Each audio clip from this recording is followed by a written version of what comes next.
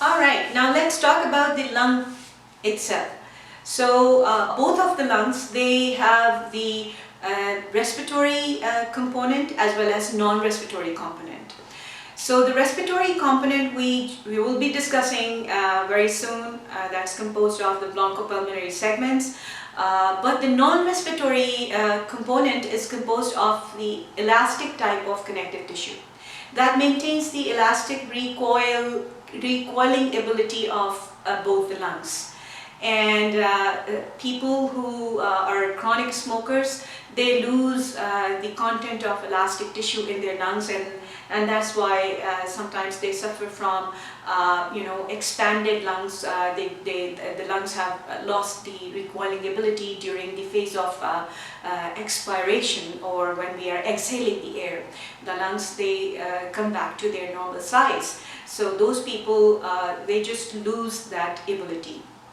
Alright, now let's talk about the gross anatomy or the gross features of both the lungs. As we know that the right lung has 3 lobes and the left lung has 2 lobes, and the left lung also has a cardiac notch. So here in front of you there is a drawing, a rough sketch showing us the fissures, the oblique fissure that's present in both the lungs. It starts, it corresponds with the 6th rib when it comes to the location of our landmark of this oblique fissure. So the 6th rib is indicating the presence of oblique fissure on both lungs, while the horizontal fissure, which is only present on the right lung, it starts at the level of 4th intercostal space. Okay, now let's talk about the surfaces and borders of each lung. I don't have any proper model, so I have made 2 clay models. So if you consider them as my lungs, so the right lung it looks like it's shorter, it's wider, and it's heavier. Why it is shorter in length? Because the right dome of the diaphragm is higher as compared to the left dome because of the presence of the liver on the right side of our abdominal cavity, upper abdominal cavity. That pushes the right dome of diaphragm upward towards the thoracic cavity, and that reduces the length of the right lung as compared to the left lung. Why it is wider? Because we know the heart, the right side of the heart, it does not project towards the right lung.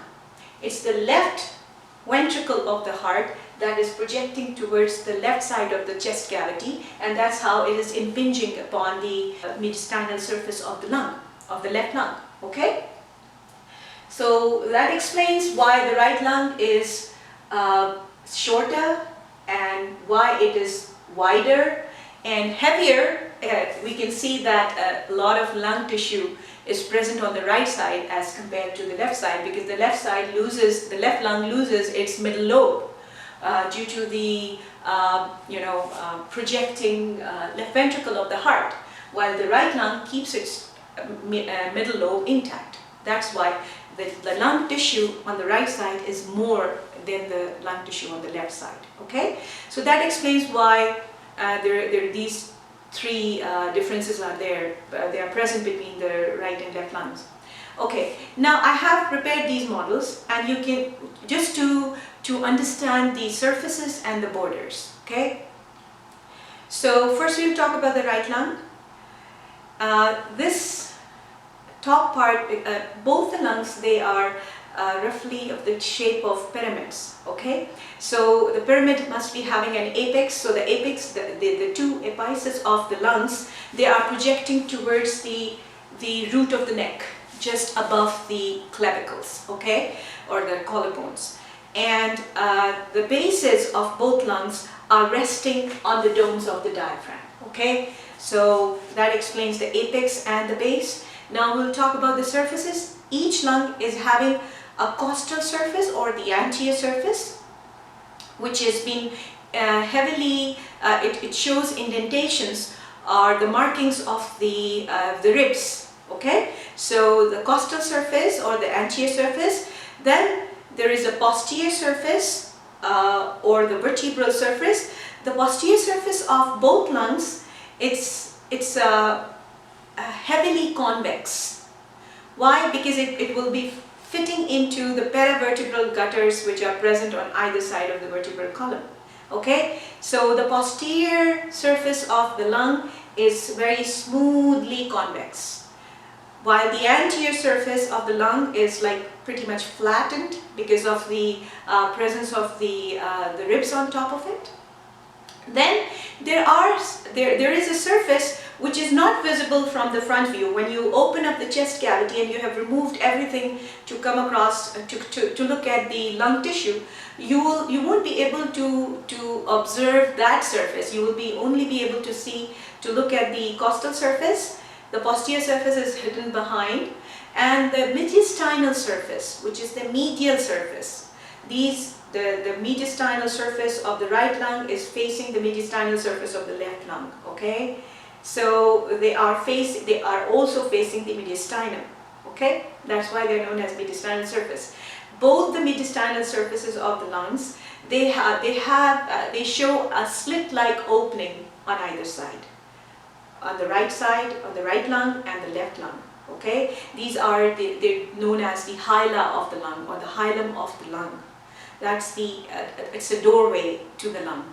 Structures are going into the lung and some structures are coming out of the lung. Okay, so the hilum of each lung is playing a very important role. All right, it's present on the mediastinal surface. So we have three surfaces: a costal surface, which is also known as anterior surface, a posterior surface that can also be called as a vertebral surface, and a mediastinal surface, which we can only observe when we tilt the two lungs forward, like this. Okay, and the mediastinal surface is having the hilum of the lung. All right, and then there is another surface that is resting on the domes of the diaphragm, that is known as the diaphragmatic surface. Okay, so we have the two lungs, and the diaphragmatic surfaces are heavily concave. They are concave because they fit into, like the domes of the diaphragm are convex. So these concavities of the lungs, the diaphragmatic surfaces of the lungs, will be fitting into the convexities of the domes of diaphragm. Okay? All right. Then talk about the borders. There is an anterior sharp border which is present on both lungs. So the anterior border of the left lung, the anterior border of the right lung. You can see the anterior border of the right lung is straight. It's very sharp and straight. There is no indentation. There is no groove present on the anterior border of the right lung.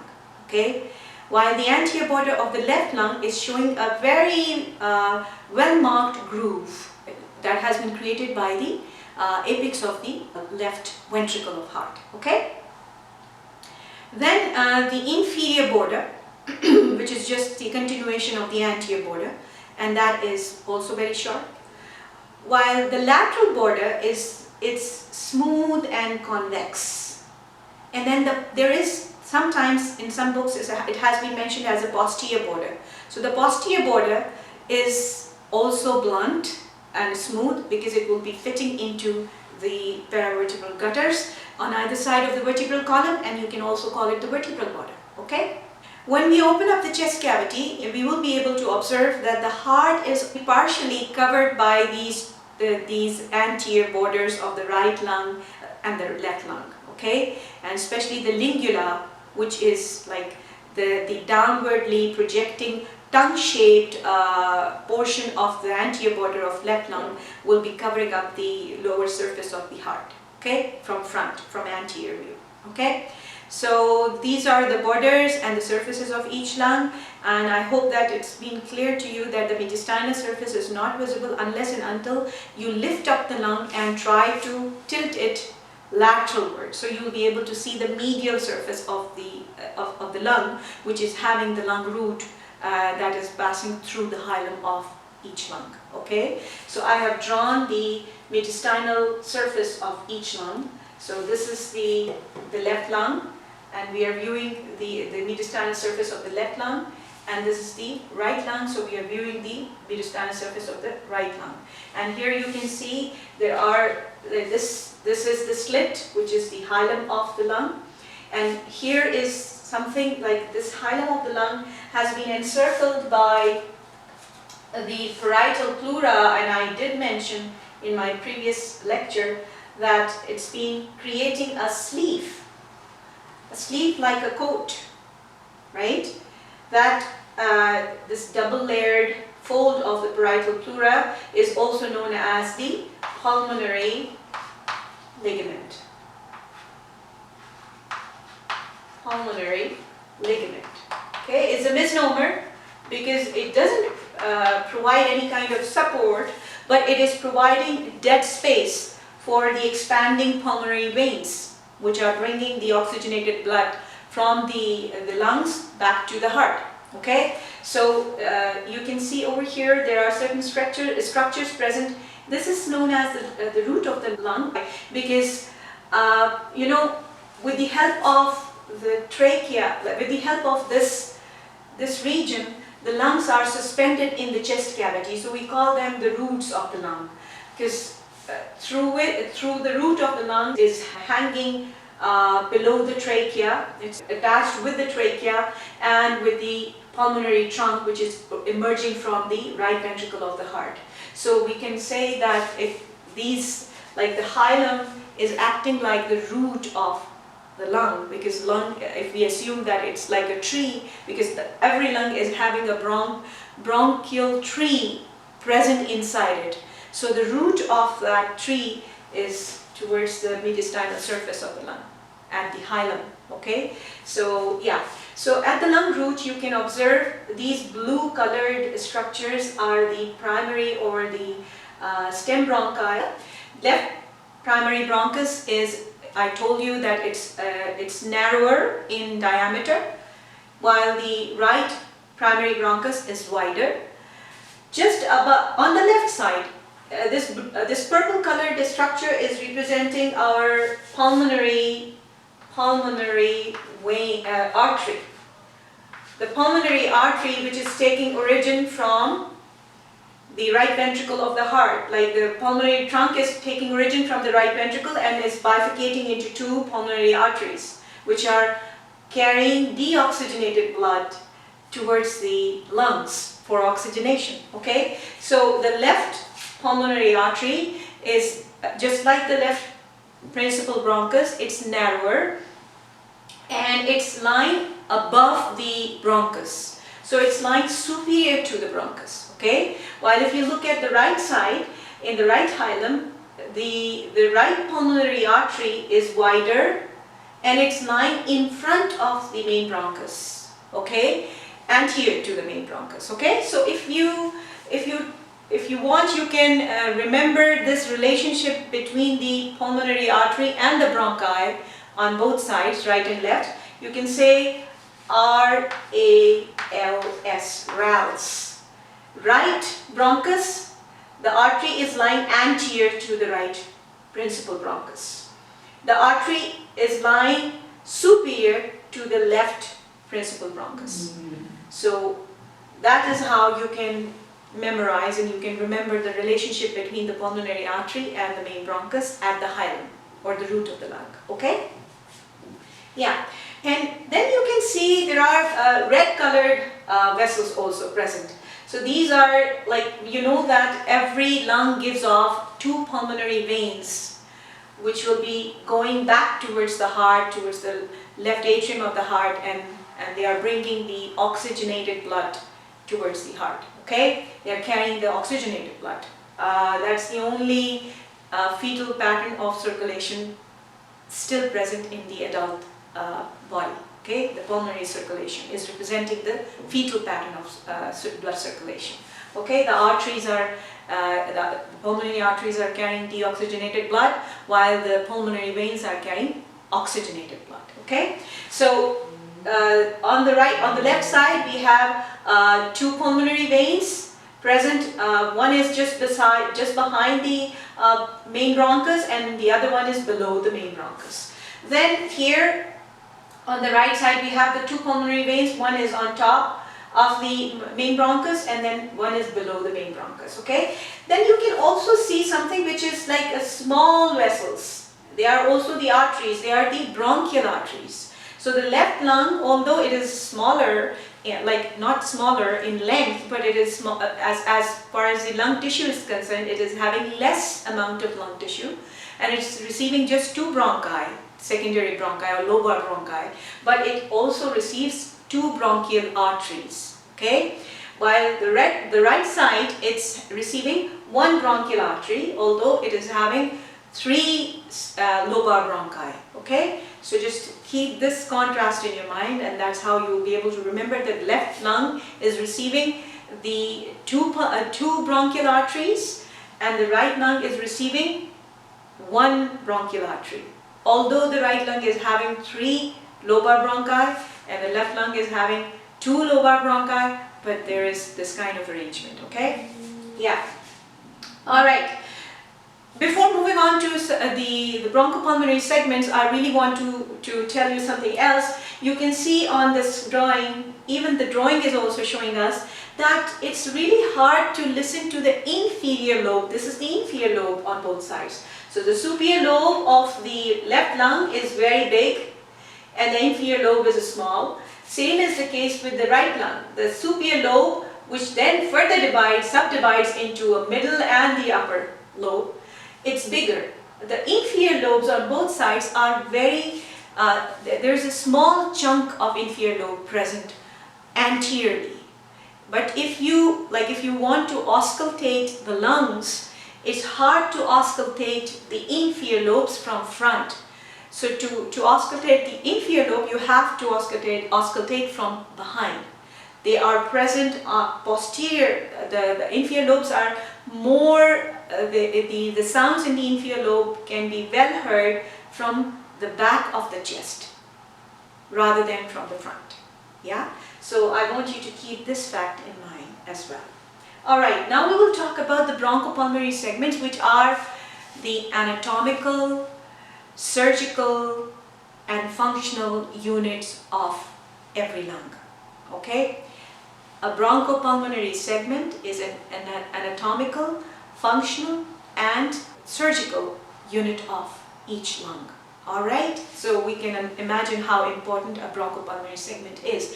I talked about, when we were discussing the divisions of the bronchi or the bronchial tree, I told you that the tertiary bronchi, they are known as the segmental bronchi, because each bronchopulmonary segment would be receiving 1 tertiary bronchus, and then tertiary bronchus will, once it has entered the bronchopulmonary segment, it will multiply extensively and will give rise to smaller and smaller tubes, air tubes, and those will be known as the bronchioles. Each bronchopulmonary segment is like a wedge-shaped structure, a wedge-shaped unit, with the base facing the surface of the lung. With the base, like if I draw a bronchopulmonary segment over here, I'll use a different colored chalk. So this is 1 bronchopulmonary segment. It's like a wedge, okay, with the base of the wedge facing the surface of the lung, and the apex of the wedge is facing the root of the lung. Okay, so keep this architecture in your mind, and then we'll move on to the divisions. All right. All right. So here there is a table. And I have listed down the names of each segment. Here is the picture, that pyramid or the wedge-shaped bronchopulmonary segment, and you can see that 1 bronchopulmonary segment is having a base and an apex. The base is facing the surface of the lung, and the apex, all the apices of bronchopulmonary segments would be facing or would be pointing towards the root of the lung or the hilum of the lung. Okay? All right. So this is a tertiary bronchus, and then the tertiary bronchus, once it has entered the segment, it will divide into bronchioles. All right. Now, on the right side, we have 3 lobes. So first, we'll talk about the segments of the right lung. The right lung has 10 segments. Okay. So it is receiving 10 tertiary bronchi. The right secondary or lobar bronchi will divide into 10 tertiary or segmental bronchi. Alright? So then there is, first we'll talk about the upper lobe. The upper lobe has The segment number 1 is known as the apical segment. So if I have the model of the lung, so the apical segment, alright, which would be encircling, if you can view it from front as well as from behind. The apical segment is number 1. Then there is a posterior segment, which is number 2, which will be visible from behind. Then there is an anterior segment, which is number 3. Then we have our horizontal fissure. Alright. Then we have our middle lobe. The middle lobe is having the segment number 4 is the lateral segment, which is like this, because anything which is close to the midline is the medial, anything which is away is lateral. So number 4, the segment number 4 is lateral, and the segment number 5 is medial. Okay, then we come to the inferior lobe or lower lobe. Okay, because it is not, the lower lobe or inferior lobe is close to the base of the lung. Most of its segments, they have basal at the end of their name. Okay, so that makes life easier to, when you try to memorize the names, it's easy to memorize with this concept. Okay, so the first, so we are done with number 1, that is apical. We're talking about the whole lung. In the upper lobe, the number 1 is apical, which is all around. Then we have number 2, which is the posterior. Then we have number 3, anterior. Then we have number 4, lateral in the middle lobe. Then we have medial in the middle lobe, number 5. Then number 6 is the superior segment, which is present in the lower lobe, number 6. Okay. Then we have number 7, the medial basal, which will be visible on the mediastinal surface when you will turn the lung towards the root of the lung towards you. You'll be able to view the mediastinal surface. So the medial basal is number 7. That is the segment which is missing on the left side. Keep in mind. Number 7 in the basal or the inferior lobe or the lower lobe, number 7 is medial basal. Then number 8 is anterior basal. Okay? Anterior basal. It's present on the basal surface of the diaphragmatic surface of the lung. Then we have a lateral basal up here. Okay? It's away from the midline. And then we have a posterior basal. That is number 10. So if we review the lobes or the segments which are present in the inferior lobe, the superior is number 6. Then we have a medial basal, that is number 7. Then we have an anterior basal, which is number 8.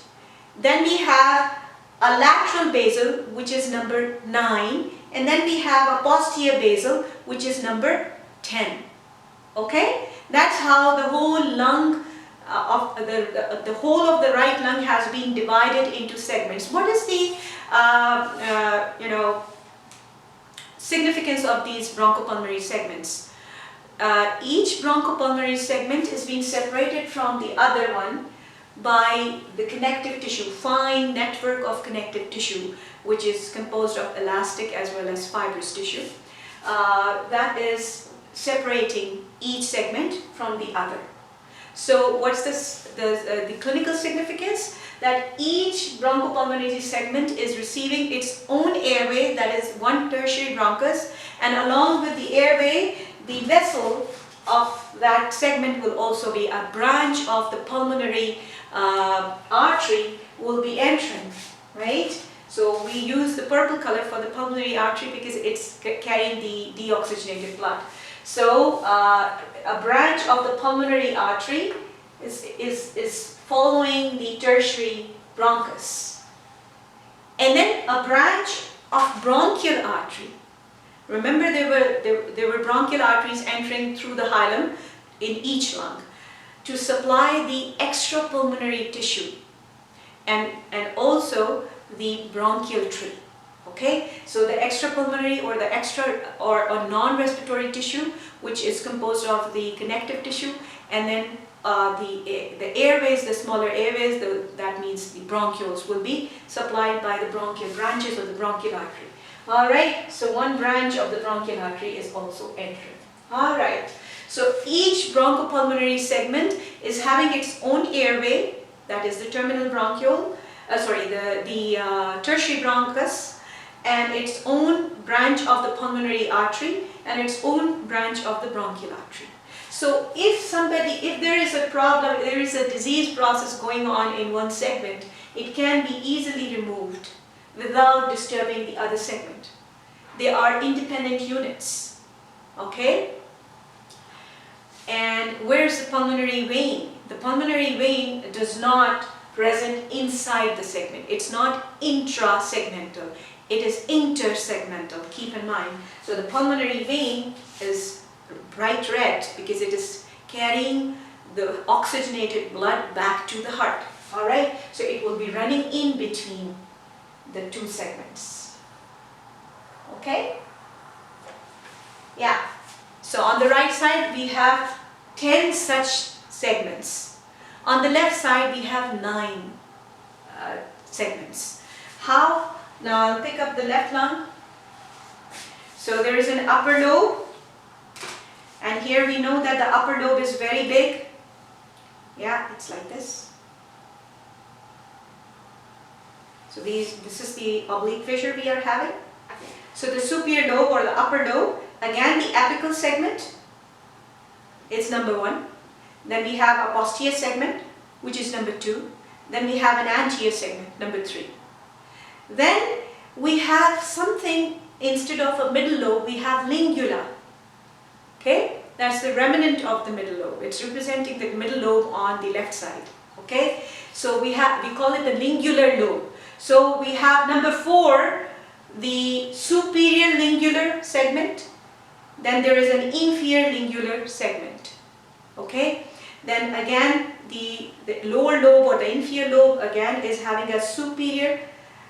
So yeah, what did I say? The number 1 apical, number 2 posterior, number 3 anterior, number 4 superior lingular, number 5 inferior lingular. Then number 6 again in the lower lobe is the superior lobe. Superior segment. Then we don't have a medial basal. That number 7 is missing on the left side because of this. We don't have a proper middle lobe. So the number 7 is missing. Instead of that, we have a huge, smooth cardiac impression on the mediastinal surface of the lung. Okay, so the number 7, that is medial basal segment, is missing. Then we have number 8, that is anterior basal. Okay. Then we have number 9, lateral basal, which is this, anterior basal, lateral basal, and then posterior basal.